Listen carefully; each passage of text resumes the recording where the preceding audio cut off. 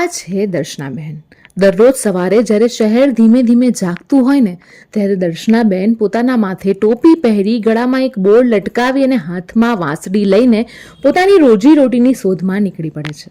વિડંબણા એ છે કે દર્શનાબેનને વાંસળી વગાડતા આવડતું પણ નથી.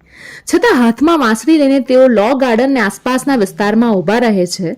કારણ માત્ર એક જ, જીવન જીવવું છે, પોતાના પગ પર ઊભા રહેવું છે અને કોઈની સામે હાથ લાંબો નથી કરવો.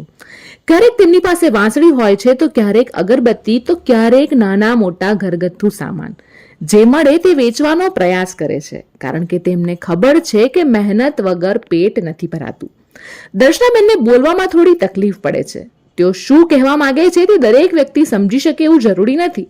કદાચ એ જ કારણ છે કે તેઓ પોતાના ગળામાં એક બોર્ડ પહેરીને ફરે છે. એ બોર્ડ પર લખેલા શબ્દો કોઈ પણ સંવેદનશીલ વ્યક્તિના દિલને સ્પર્શી જાય. હું દુનિયામાં એકલી જીવું છું, તમારો સહારો જ મારું જીવન છે. આ શબ્દોમાં કેટલી પીડા છુપાયેલી હશે તેનો અંદાજો લગાવવો પણ મુશ્કેલ છે. દુનિયાની ભીડ વચ્ચે એકલા પડી જવું કેટલું કઠિન હોય છે એ કદાચ દર્શનાબેન કરતાં વધુ કોઈ નહીં જાણતું હોય. પણ આ બધાની વચ્ચે એક વાત ખાસ છે. તેમના ચહેરા પર હંમેશા એક સુંદર સ્મિત રહે છે. એવું સ્મિત કે જે પોતે હજારો દુઃખો સહન કરીને પણ સામેની વ્યક્તિને ખુશ કરી દે.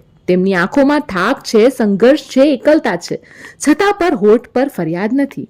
ક્યારેક એવું લાગે છે કે દર્શનાબેન આપણને એક મોટો જીવન પાઠ શીખવી રહ્યા છે. જીવનમાં મુશ્કેલીઓ કેટલી પણ આવે, પરિસ્થિતિ કેટલી પણ ખરાબ હોય, પરંતુ હિંમત અને મહેનતનો સાથ ક્યારેય નથી છોડવાનો.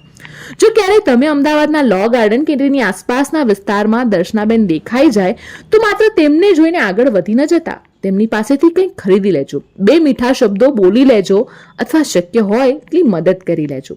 કદાચ તમારા માટે નાની મદદ હશે, પરંતુ તેમના માટે આખા દિવસની ખુશી અને આશા બની શકે છે. કારણ કે ક્યારેક પૈસાથી વધુ કિંમતી હોય છે કોઈનો સાથ, કોઈની લાગણી અને કોઈનું માનવતા ભર્યું સ્મિત.